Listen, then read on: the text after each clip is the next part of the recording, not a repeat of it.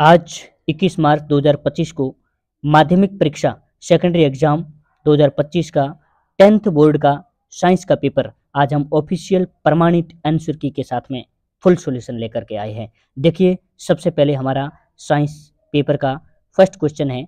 देखिए हमारे सामने फर्स्ट क्वेश्चन है जो खंड अ के रूप में पहला प्रश्न कि कौन सी अंतरस्रावी ग्रंथि शरीर की वृद्धि के लिए उपापचय का नियमन करती है। Option number b correct answer होगा थायराइड ग्रंथि।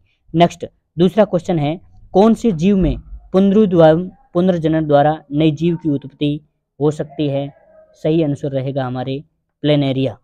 कौन से जीव में पुनरुद्भवन यानी पुनर्जनन द्वारा नई जीव की उत्पत्ति हो सकती है, प्लेनेरिया। नेक्स्ट तीसरा प्रश्न है हमारा मानव में वृक्क एक तंत्र का भाग है जो हमारे संबंधित है उत्सर्जन से। इसके बाद में हमारा चौथा प्रश्न रहेगा कि निम्नलिखित में से कौन सा पादप हार्मोन का उदाहरण है। वो है साइटोकाइनिन। नेक्स्ट एक संकर संकरण में F2 पीढ़ी का जीन प्रारूप अनुपात कितना होगा। अनुपात 1:2:1 रहेगा। Option number a correct answer होगा। नेक्स्ट छठा क्वेश्चन है हमारा निम्नलिखित में से कौन सौर ऊर्जा का स्थिरीकरण करके उसके विषम पोषियों के लिए उपलब्ध करवाते हैं। ऑप्शन नंबर द हमारा करेक्ट उत्पादक रहेगा, करेक्ट आंसर रहेगा। नेक्स्ट हमारा सातवां प्रश्न है गोलीय दर्पण की वक्रता त्रिज्या r एवं फोकस दूरी f में संबंध है और इसका हमारा जो करेक्ट आंसर रहेगा वो रहेगा ऑप्शन नंबर स r = 2f। नेक्स्ट आठवां प्रश्न है श्वेत प्रकाश पुंज प्रिज्म से गुजरने के पश्चात इसके अवयवी वर्णों में विक्षेपित हो जाता है। प्रकाश जो सबसे कम झुकता या विचलित होता है वह है, करेक्ट आंसर रहेगा इसमें हमारा जो आठवें का हमारा करेक्ट आंसर रहेगा लाल, ऑप्शन करेक्ट आंसर है। नेक्स्ट हमारा नौवां प्रश्न है कि दिए गए परिपत्र चित्र में बिंदु P और Q के मध्य तुल्य प्रतिरोध बताना। अब ये P और Q है, यहाँ पर 4 ओम या 2 ओम, तो इसका कितना रहेगा। देखिए इसका हम निकाल दें तो ऑप्शन नंबर बी 2 ओम रहेगा। नेक्स्ट हमारा क्वेश्चन है 10 नंबर को लेकर के निम्नलिखित में से सबसे अच्छा विद्युत का चालक होता है। ऑप्शन नंबर द रहेगा चांदी। दक्षिणी हस्त अंगुष्ठ नियम में अंगूठा संकेत करता है। ऑप्शन नंबर अ है विद्युत धारा की दिशा का। नेक्स्ट हमारा 12 नंबर क्वेश्चन रहेगा चित्रानुसार चुंबकीय क्षेत्र के लंबवत रखे चालक में विद्युत धारा प्रवाहित हो रही है, चालक पर आरोपित बल की दिशा होगी। अब देखिए इसमें हमारा करेक्ट आंसर होगा कि कागज में भीतर की ओर जाते हुए। नेक्स्ट क्वेश्चन है हमारा जो 13 नंबर को लेकर के कि जिंक और तनु सल्फ्यूरिक अम्ल के मध्य अभिक्रिया से उत्पन्न होता है। इसका हमारा जो करेक्ट आंसर रहेगा वो रहेगा ऑप्शन नंबर अ H2। एक उदासीन विलयन का pH का मान होता है। ऑप्शन नंबर बी रहेगा 7। इसके बाद में हमारा 15वां प्रश्न है कि अभिक्रिया, ये जो अभिक्रिया है इसका कथन है कि सीसा उपचयित हो रहा है, कार्बन डाइऑक्साइड उपचयित हो रहा है, कार्बन उपचयित हो रहा है, लेड ऑक्साइड उपचयित हो रहा है। तो उपयुक्त अभिक्रिया के लिए सत्य क्वेश्चन कौन सा रहेगा। ऑप्शन नंबर हमारा तीसरा और चौथा है, ये इसका करेक्ट आंसर रहेगा। इसका मतलब तीसरा चौथा ऑप्शन नंबर द में हमें देखने को मिल रहा है। नेक्स्ट इसके बाद में हमारा जो क्वेश्चन था 16 नंबर को लेकर के वो था फास्फोरस परमाणु के M कोष में उपस्थित इलेक्ट्रॉनों की संख्या कितनी है। इलेक्ट्रॉनों की संख्या ऑप्शन नंबर ब 5 होती है। नेक्स्ट संतृप्त हाइड्रोकार्बन है ऑप्शन नंबर स है हमारा करेक्ट आंसर रहेगा C2H6। नेक्स्ट क्वेश्चन है हमारा कि मेथेन CH4 में उपस्थित सहसंयोजक आबंधों की संख्या होती है। करेक्ट आंसर 4 रहेगा। रिक्त स्थानों की अभी हमें पूर्ति करनी है। इसमें भी हमें पहला प्रश्न पूछा गया है कि हार्मोन की क्रिया को ये प्रश्न हमारे माध्यमिक शिक्षा बोर्ड 2022 में आया हुआ है।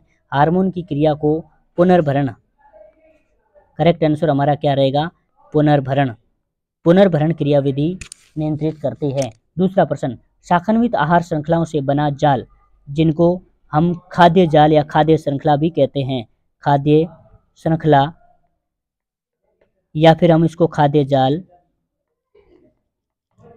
कहलाता है। नेक्स्ट हमारा क्वेश्चन रहेगा, देखिए नेक्स्ट क्वेश्चन है हमारा सामान्यतया विद्युत तार तांबे के बनाए जाते हैं। सामान्यतया विद्युत तार तांबे के बनाए जाते हैं, क्योंकि तांबे के बनाए जाने का कारण यही है कि इसमें चालकता अधिक होती है, क्योंकि इसमें चालकता अधिक होती है, क्योंकि इसमें चालकता अधिक होती है। करेक्ट आंसर रहेगा चालकता अधिक होती है। नेक्स्ट है, विद्युत धारावाही वृत्ताकार पास के कारण उत्पन्न चुंबकीय क्षेत्र की प्रबलता फेरों की संख्या में वृद्धि करने से अत्यधिक बढ़ जाता है। वृद्धि करने से अत्यधिक बढ़ जाता है, अत्यधिक बढ़ जाता है, ये हमारा करेक्ट आंसर रहेगा। नेक्स्ट है, मैग्नीशियम रिबन का वायु में दहन करने पर बने यौगिकों का नाम। बने यौगिक कौन सा हो जाएगा? बनने वाला यौगिक हमारा हो रहेगा MgO। इसका मतलब मैग्नीशियम ऑक्साइड। MgO का मतलब magnesium oxide, magnesium oxide. Correct answer magnesium oxide रहेगा। नेक्स्ट, सोने और लोहे में अधिक तन्य धातु कौन सी होती है? सोना होती है। देखिए, तीसरा प्रश्न समझाते समय बीच में वीडियो पॉज हो गया था, ठीक है, मैं इस प्रश्न को वापस समझा देता हूँ जो मैं पहले समझा चुका हूँ। पहला शोषण को परिभाषित कीजिए। शोषण का मतलब यही है कि जब हम श्वास के रूप में ऑक्सीजन ग्रहण करते हैं और कार्बन डाइऑक्साइड को बाहर छोड़ते हैं, जिससे कि हमें ऊर्जा मिलती है, इसे ही शोषण कहते हैं, ठीक है। दूसरा है हमारा मस्तिष्क का कौन सा भाग सीधी रेखा में चलना, साइकिल चलाना, पेंसिल उठाने को नियंत्रित करना है? ये करेक्ट आंसर अनुमस्तिष्क रहेगा। उभयलिंगी पुष्प का कोई एक उदाहरण लिखिए। इसमें चाहे सरसों की बात करो, मटर की बात करो, दाल की बात करो, ये उभयलिंगी पुष्प होते हैं। नेक्स्ट हमारा चौथा है, तीसरे का चौथा, मेंडल के प्रयोग के मटर के सफेद फूल का विपर्यासी लक्षण क्या है? वो है हमारे बैंगनी फूल विपर्यासी लक्षण रहेगा। सफेद फूल का विपर्यासी रहेगा बैंगनी फूल। नेक्स्ट, किसी वाहन के पश्च दृश्य यानी पीछे के दृश्य को देखने के लिए किस दर्पण का उपयोग होता है? वो हमारे उत्तल लेंस का प्रयोग किया जाता है, ठीक है। चौथा प्रश्न है, निकट दृष्टि दोष किसे कहते हैं? निकट दृष्टि दोष का मतलब ये है कि हमें निकट की वस्तु तो बहुत स्पष्ट दिखाई देगी, लेकिन दूर की वस्तुओं को हम सुस्पष्ट रूप से देख नहीं सकते, अर्थात हमें धुंधलापन सा दिखाई देता है, ठीक है। सातवां प्रश्न है, परिपथ में विभवांतर का मापन किससे होता है? वोल्ट मीटर से होता है। नेक्स्ट हमारा आठवां प्रश्न है, किसी विद्युत धारावाही परिनालिका के कारण उत्पन्न चुंबकीय क्षेत्र की रेखाओं को दर्शाइए। अभी हम विद्युत धारावाही परिनालिका का आपको, ये है हमारे विद्युत धारावाही परिनालिका का चित्र, आप देख सकते हैं इस प्रकार का आपने अगर किया है तो ये आपका क्वेश्चन। देखिए, 9वां प्रश्न है हमारा, ये उपरोक्त अभिक्रिया है, उसमें रासायनिक क्रिया का नाम लिखना है। आप देख सकते हैं यहाँ पर हमारी ये रासायनिक अभिक्रिया है, जिसमें कैल्शियम हाइड्रोक्साइड यानी बुझा हुआ चूना इसका करेक्ट आंसर रहेगा। नेक्स्ट लेते हैं, नेक्स्ट हमारा बीकर को चित्रित कीजिए। ठीक वैसा एक जार का चित्र हमें बनाना था 10वें प्रश्न में।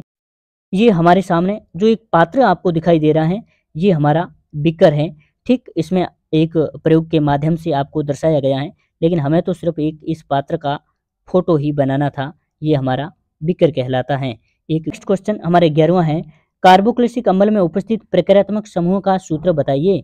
ये आपके सामने ये जो सूत्र दिया हुआ, या तो ऐसा लिखो या फिर इस प्रकार से इसको समीकरण के माध्यम से देख सकते हो, यही हमारा करेक्ट। हमारा 12वां प्रश्न है, अम्ल के जलीय विलयन को विद्युत धारा परिपथ में लगाने पर परिपथ में लगा बल्ब जलने लगता है। इसका प्रेक्षण का विश्लेषण करके एक विद्यार्थी ने अम्ल के जलीय विलयन के कौन कौन से गुण सिद्ध किए? देखो, इसमें जो हाइड्रोजन आयन है, इसमें अम्ल के जलीय विलयन में विद्युत का चालन होता है, ठीक, यही हमारा। नेक्स्ट हमारा सेक्शन बी है। सेक्शन बी का चौथा प्रश्न है, वायवीय और अवायवीय शोषण में अंकीय खंड ब का हमारा जो चौथा प्रश्न है, ये माध्यमिक शिक्षा बोर्ड 2012 में भी आया, फिर 2023 में भी आया, आज फिर 2025 में रिपीट हुआ है। देखिए, वायवीय शोषण अवायवीय शोषण। देखो, वायवीय शोषण में ऑक्सीजन की उपस्थिति होती है, ग्लूकोज का पूर्ण ऑक्सीकरण होता है, अपेक्षाकृत अधिक ऊर्जा प्राप्त होती है, और इसमें CO2 और जल बनता है। और पांचवा है हमारा, इसमें साधारण शोषण क्रिया में समस्त जीवों में होती है। यह क्रिया कोशिका के जीव द्रव्य और माइटोकॉन्ड्रिया दोनों में पूर्ण होती है। इसका क्रिया में ग्लूकोज के एक अणु में 38 ATP अणु मुक्त होते हैं। लेकिन अगला अपन देख लीजिए, अवायवीय शोषण में आप अंतर देख लीजिए किस प्रकार से रहता है, ठीक इसका अपोजिट है, उल्टा है। इसमें ऑक्सीजन नहीं होती है, ग्लूकोज का अपूर्ण ऑक्सीकरण होता है, अपेक्षाकृत कम ऊर्जा मिलती है, CO2 और एथेनॉल अल्कोहल बनता है। श्वसन क्रिया के प्रमुख रूप से कवक और जीवाणु और जंतुओं में ही उत्कोमय होती है। ठीक यह क्रिया केवल जीवद्रियों में ही पूर्ण होती है। इसमें ग्लूकोज के एक अणु में 2 ATP अणु होता है, लेकिन हमने देखा श्वसन में वायवीय श्वसन है उसमें 38 ATP है। ठीक इसमें ओनली 2 ATP अणु। नेक्स्ट 5वां प्रश्न है पादपों में प्रकाशोन्वर्तन। देखिए ये क्वेश्चन हमारे जो 5वां खंड ब का 5वां प्रश्न है, ये माध्यमिक शिक्षा बोर्ड 2013 में पूछा गया, आज फिर 2025 में वापस रिपीट हुआ है।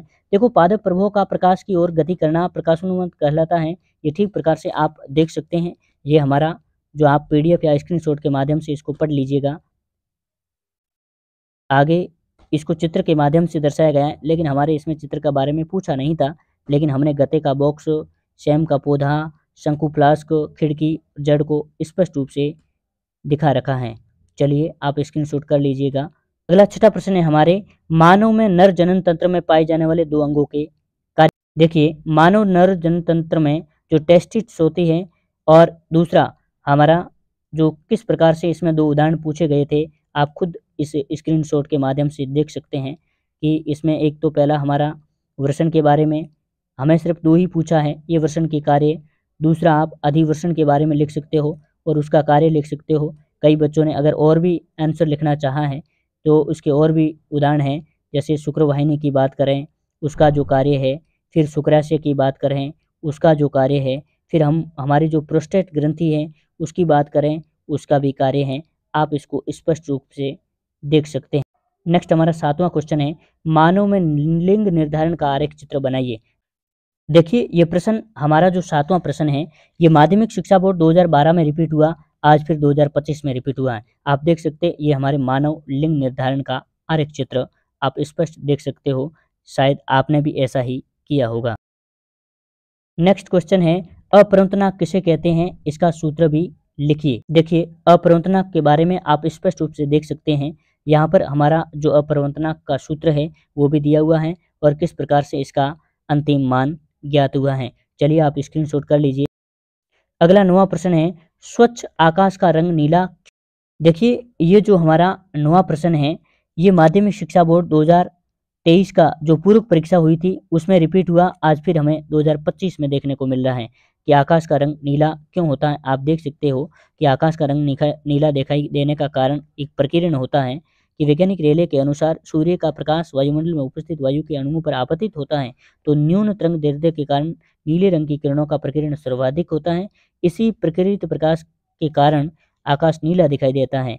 लाल रंग की प्रकाश किरणों का सर्वाधिक तरंग दैर्ध्य के कारण न्यूनतम प्रकीर्ण होता है, ये वायुमंडल द्वारा अवशोषित कर ली जाए। नेक्स्ट हमारा 10वां क्वेश्चन है कि घरेलू विद्युत परिपथों में विद्युत फ्यूज का उपयोग क्यों किया जाता है। एक तो हमारा होता है ओवरलोड और दूसरा हमारा होता है शॉर्ट सर्किट से बचने के लिए इसका प्रयोग किया जाता है। देखिए ये हमारे घरेलू विद्युत परिपथ फ्यूज का उपयोग अतिभारण ओवरलोड के लिए, दूसरा शॉर्ट सर्किट। अब शॉर्ट सर्किट से सुरक्षा के लिए किया जाता है ताकि परिपथ में लगे उपकरण के जलने और खराब होने से बच सकें। आपको स्पष्ट बता देता हूं कि अतिभारण या ओवरलोड किसे कहते हैं और दूसरा है हमारा लघुपतन शॉर्ट सर्किट किसे। नेक्स्ट 11वां प्रश्न है लेड नाइट्रेट के तापन से नाइट्रोजन डाइऑक्साइड गैस के उत्सर्जन को प्रदर्शित करने के लिए व्यवस्थित उपकरण को चित्रित। देखिए खंड ब का हमारा जो 11वें का प्रश्न था उसमें देखो 11वां प्रश्न है उसमें दिया गया है कि लेड नाइट्रेट के तापन से, तो यहाँ पर हमारा जो ये चित्र दिया गया है इसमें अपन यहाँ पर लेड नाइट्रेट को दर्शाएंगे और उसके बाद में हम बात करते हैं तो विशेषकर हमारे जो यहाँ पर जो नाइट्रोजन डाइऑक्साइड गैस को दर्शाना है, ये हमारी जो गैस निकल रही है यहाँ पर हमारे नाइट्रोजन डाइऑक्साइड गैस को दर्शाना है। ये ठीक हमारे इसी प्रश्नावली के माध्यम से हम 11वें इस प्रश्न को सचित्र वर्णन कर चुके हैं, दर्शा चुके हैं। चलिए नेक्स्ट क्वेश्चन। चलिए 12वां प्रश्न है उपयुक्त अभिक्रिया में X का नाम और सूत्र बनाना। ये H2 है हाइड्रोजन गैस, इसका नाम रहेगा। चलिए नेक्स्ट 13वां प्रश्न है यदि कॉपर आर्द्र कार्बन डाइऑक्साइड में पड़ा रहता है तो इसकी सतह पर क्या प्रभाव पड़े। देखिए बात करते हैं कॉपर वायु में उपस्थित आर्द्र कार्बन डाइऑक्साइड के साथ अभिक्रिया तो करता है जिससे इसकी सतह से भूरे रंग की चमक धीरे धीरे खत्म हो जाती है और इस पर हरे रंग की चमक चढ़ जाती है। यह हरा पदार्थ है वो कॉपर कार्बन नेक्स्ट खंड स में सेक्शन सी से हमारा 14 प्रश्न है, ऋतुस्राव रजोद्रम होने का कारण समझाइए और इसकी अवधि दे हैं। ऋतुस्राव या रजोद्रम के बारे में किसे कहते हैं, उनको आप स्पष्ट रूप से देख सकते हैं। और इसकी अवधि के बारे में मैं बात करूं तो ये आपके सामने है, आप जरूर जल्दी से पढ़ लीजिएगा। अवधि की बात करें तो ये 4 से 6 दिन की अवधि होती है। प्रत्येक 28-30 दिन के अंतराल में ये ऋतुस्राव होता है, जिसे हम ऋतुस्राव चक्र भी कहते हैं। नेक्स्ट 14वें के अथवा का प्रश्न है, गर्भ निरोधक युक्तियां अपनाने के कारणों को समझाइए।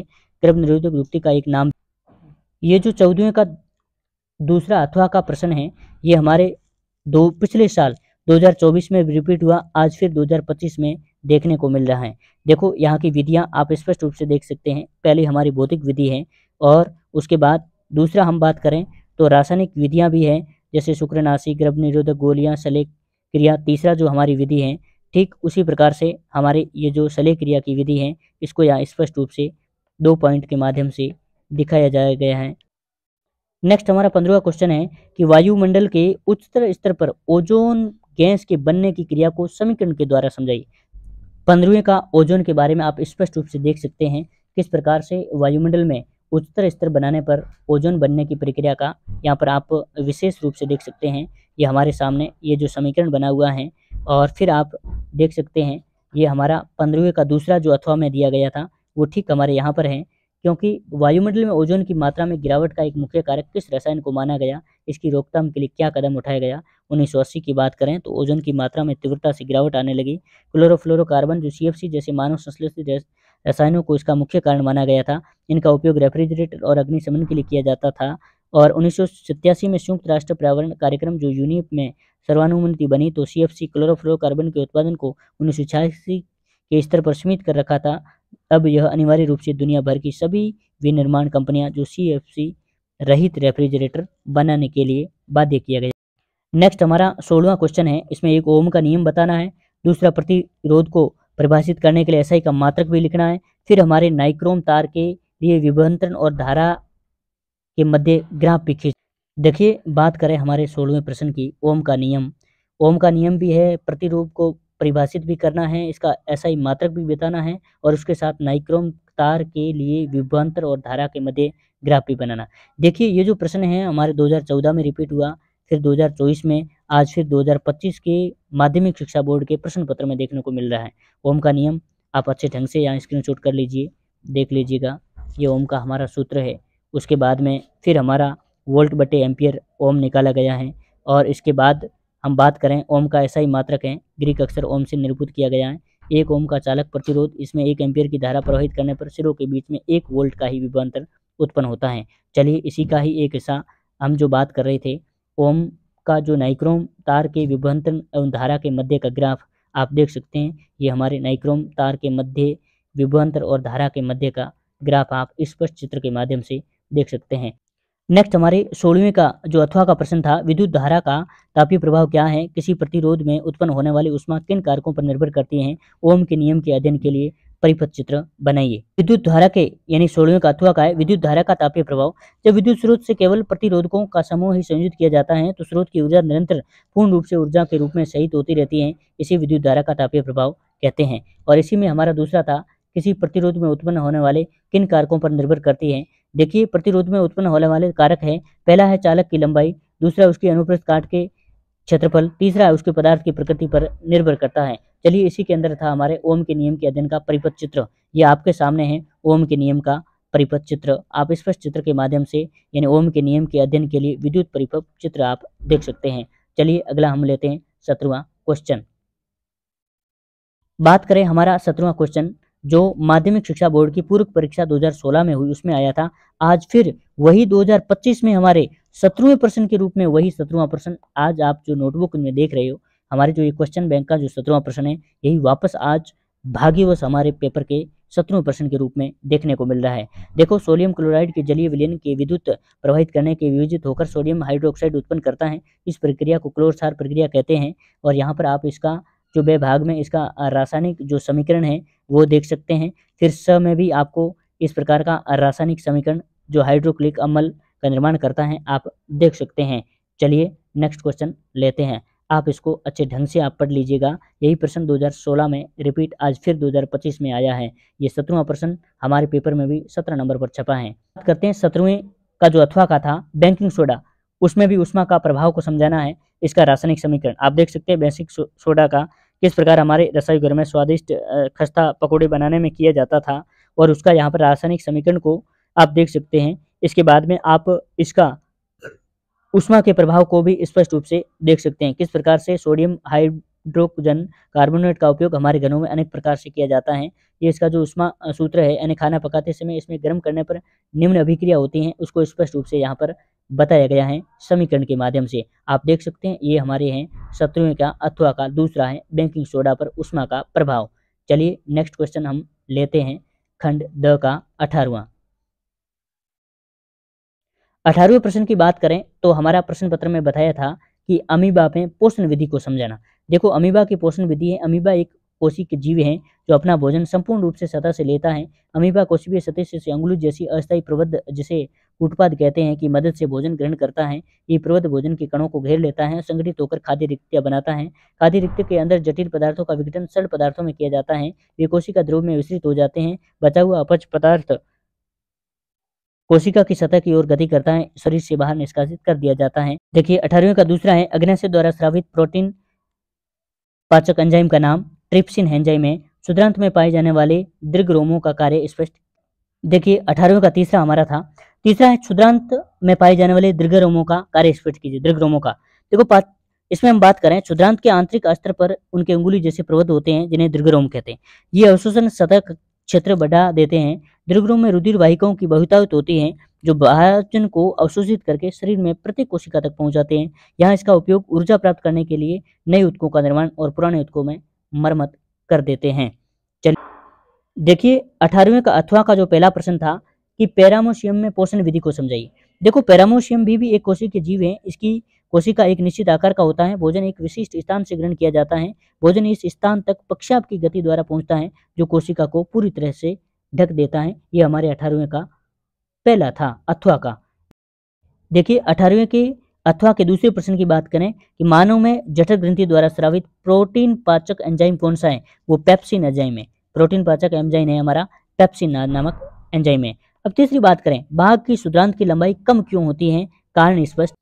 देखिए 18वें के तीसरे के अथवा की बात करें, जैसे विभिन्न जंतुओं में क्षुद्रांत की लंबाई उनके भोजन के प्रकार के अनुसार अलग अलग होती है, लेकिन घास खाने वाले शाकाहारियों का सेल्यूलोज पचाने के लिए लंबी क्षुद्रांत की आवश्यकता होती है, लेकिन मांस का पाचन सरल है। और अतः बाघ जैसे मांसाहारी की क्षुद्रांत छोटी होती है। बाकी शाकाहारी जो जीव हैं उनके सेल्यूलोज को पचाने के लिए लंबी क्षुद्रांत की आवश्यकता होती है, लेकिन मांसाहारी का पाचन सरल होता है, इसलिए बाघ जैसे मांसाहारी की क्षुद्रांत छोटी होती हैं। लेकिन हमारे यहाँ बाघ का पूछा गया था कि छोटी होती है लंबाई तो क्यों होती है, क्योंकि बाघ एक मांसाहारी पशु है। अगर आप इस चैनल पर पहली बार आए हैं तो इस वीडियो को लाइक शेयर सब्सक्राइब के साथ कमेंट बॉक्स में जरूर लिखिएगा। आगे मैं आपके बोर्ड एग्जाम से संबंधित सारे पेपर का सॉल्यूशन जरूर लेकर के आऊँगा, जिससे मुझे आपसे कुछ प्रेरणा मिलेगी आपके सब्सक्राइब और नोटिफिकेशन बेल आइकन के बटन को दबाने से। चलिए नेक्स्ट क्वेश्चन ले। देखिए 19वें का पहला है किसी बिंब को 16 सेंटीमीटर फोकस दूरी के अवतल दर्पण से 24 सेंटीमीटर की दूरी पर रखा है, तो दर्पण से कितनी दूरी पर पर्दे को रखा जाए कि स्पष्ट प्रतिबिंब। देखिए कि 16 सेंटीमीटर फोकस दूरी वाले अवतल दर्पण से 24 सेंटीमीटर दूरी पर रखे बिंब का स्पष्ट प्रतिबिंब प्राप्त करने के लिए पर्दे का दर्पण से 48 सेंटीमीटर की दूरी पर रखना होगा। ये हमारा व्याख्या है और दर्पण का यहाँ पर सूत्र किया है किस प्रकार से, और फिर दर्पण सूत्र में मान रखने पर इस टाइप से, और समीकरण को हल करने पर, और इसलिए प्रतिबिंब की दूरी है वो 48 सेंटीमीटर होगी। 19वें का दूसरा है अवतल दर्पण के सामने उसके ध्रुव और मुख्य फोकस के मध्य स्थित बिंब की प्रतिबिंब का किरण आरेख बनाइए। अवतल दर्पण के सामने जो ध्रुव है उसके मुख्य फोकस के मध्य का स्थित जो बिंब का प्रतिबिंब है उसका, ये हमारे अवतल दर्पण के सामने उसके ध्रुव और मुख्य फोकस के मध्य स्थित बिंब के प्रतिबिंब का किरण आरेख है। आप स्पष्ट चित्र के माध्यम से देख सकते हैं। ये हमारे 19वें के दूसरे का है, न कि अथवा का। ये 19वें का जो दूसरा था, 19वें के दूसरा का जो किरण आरेख है उसका चित्र स्पष्ट बताया गया है। वैसा ही प्रश्न हमारे 19वें के, चलिए 19वें के अथवा का पहला प्रश्न है, एक डॉक्टर प्लस 2.0 डी क्षमता का संशोधक लेंस निर्धारित करता है और लेंस की फोकस की दूरी और प्रकृति ज्ञात की। देखिए 19वें के अथवा का जो पहला प्रश्न है ये हमारे माध्यमिक शिक्षा बोर्ड 2022 में रिपीट हुआ था। आज फिर हमारे माध्यमिक शिक्षा बोर्ड के 2025 के पेपर में वापस रिपीट हुआ प्रश्न है। देखिए एक डॉक्टर 2.0 डी क्षमता का संशोधक लेंस निर्धारित करता है, लेंस की फोकस दूरी ज्ञात कीजिए, यह किस प्रकार का लेंस है। ऐसा ही प्रश्न आज फिर हमारे देखने को मिलता है। देखिए धन चिन्ह बताता है कि यह उत्तर लेंस है और लेंस की फोकस दूरी निम्न सूत्र से अपन ज्ञात कर सकते हैं। तो इसका करेक्ट आंसर हमारा ये रहेगा। नेक्स्ट 19वें के अथवा के दूसरा है कि उत्तल लेंस की सहायता से प्रतिबिंब का किरण आरेख बनाइए जब बिंब F1 तथा 2F1 के मध्य स्थित हो। इसका भी किरण आरेख तैयार करना है। देखिए 19वें का दूसरा ये प्रश्न किरण आरेख के रूप में जो उत्तल लेंस की सहायता से जो प्रतिबिंब का जो किरण आरेख हम बना रहे हैं जिसमें बिंब F1 है उसको 2F1 से किस प्रकार मध्य स्थित होता है, ये प्रश्न हमारे 2012 में रिपीट हुआ, 2023 में फिर रिपीट हुआ, आज फिर हमें 2025 में रिपीट देखने को मिल रहा है इस प्रश्न पत्र में। आप देख सकते हैं यहाँ पर किस प्रकार से उत्तल लेंस की सहायता से हमने प्रतिबिंब का किरण आरेख बनाया है जो विशेषकर हमारे बिंब F1 तथा 2F1 के मध्य स्थित है। आप देख सकते हैं ये बिल्कुल उल्टा सा लग रहा है। देखिए 20वां प्रश्न देखिए, मिसेल की संरचना को देते हुए साबुन तथा अपमार्जक की सफाई क्रिया का विश्लेषण कीजिए। मिसेल की संरचना भी बनानी है, साथ में साबुन और अपमार्जक की सफाई क्रिया का विश्लेषण। ये देखिए हमारे जो 20वां प्रश्न है अभी तक पूरा नहीं हुआ है, ये सिर्फ हमारे मिसेल की संरचना है। संरचना को आप स्पष्ट रूप से देख सकते हैं किस प्रकार से चित्र के माध्यम से समझाया गया है, किस प्रकार तेल की बूंद है वो मिसेल का निर्माण कर रही है। ठीक आप इस मिसेल की संरचना को देख सकते हैं। चलिए मिसेल का दूसरा अपन इसी के साथ में लेते हैं, वो हमारे है साबुन एवं अपमार्जक के बीच में हमें इसकी जो सफाई क्रिया का विश्लेषण करना था। ये माध्यमिक शिक्षा बोर्ड 2017 में प्रश्न रिपीट हुआ था। आज फिर हमें साबुन तथा अपमार्जक दोनों के बीच की अंतर ही बताना है, इस टाइप का ही प्रश्न है। देखो साबुन है ये लंबी श्रृंखला वाले वसीय अम्लों के सोडियम और पोटेशियम के लवण होते हैं, कठोर जल में कार्य नहीं करते हैं और आसानी से विघटित हो जाने के कारण भूमि और जल में कम प्रदूषित करते हैं और ये बहुत महंगे होते हैं। लेकिन बात हम अपमार्जक की करते हैं, ये उच्च अल्कोहलों के बेंजीन के सल्फेट तथा सल्फोनेट लवण होते हैं। ये कठोर तथा मृदु सभी प्रकार के जल में कार्य करते हैं और आसानी से विघटित नहीं होते हैं, अतः भूमि तथा जल प्रदूषण फैलाते हैं। ये बड़े सस्ते होते हैं। चलिए अब मैं आपके प्रश्न पत्र का सबसे आखिरी प्रश्न है 20वां का अथवा निहित रासायनिक समीकरण देकर एथेनोइक अम्ल की निम्नलिखित अभिक्रियाओं का विश्लेषण कीजिए। इसमें दो अभिक्रियाएं दी है, एक एस्थिकरण की, दूसरी है क्षारक के साथ अभिक्रिया। अब इसी के पश्चात हमारा प्रश्न पत्र कंप्लीट हो जाता है। आप स्वयं अपने जो प्रश्न पत्र का मूल्यांकन कीजिए, आपको 80 में से कितने नंबर मिल रहे हैं, ठीक ऑफिशियल हमारी जो आंसर की को मिलान कर करके। चलिए आपके आखिर जो प्रश्न है उसका आंसर देके मैं आपसे विदा होऊंगा। अगर आप इस चैनल पर पहली बार आए हैं तो चैनल को लाइक शेयर सब्सक्राइब के साथ साथ कमेंट बॉक्स में जरूर लिखिएगा। आगामी आपके होने वाले प्रश्न पत्र का इसी प्रकार मैं ऑफिशियल आंसर की के साथ आपका सॉल्यूशन करवाने के लिए हमेशा तत्पर रहूँगा, जिससे हमेशा मुझे इस प्रकार की। चलिए पहला हमारा है 20वें का पहला है एस्टिकरण की अभिक्रिया। देखो एस्टर मुख्य रूप से अम्ल और अल्कोहल की अभिक्रिया से निर्मित होते हैं।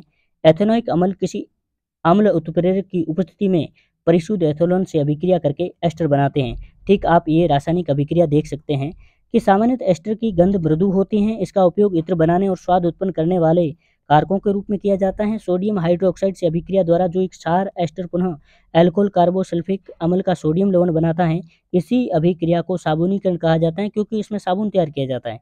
साबुन दीर्घ श्रृंखला वाले कार्बोक्लेसिक अम्लों सोडियम तथा पोटेशियम लवण होते हैं। ये भी ठीक है, इस प्रकार से आप अभिक्रिया देख सकते हैं। नेक्स्ट हमारा थी क्षारक के साथ अभिक्रिया।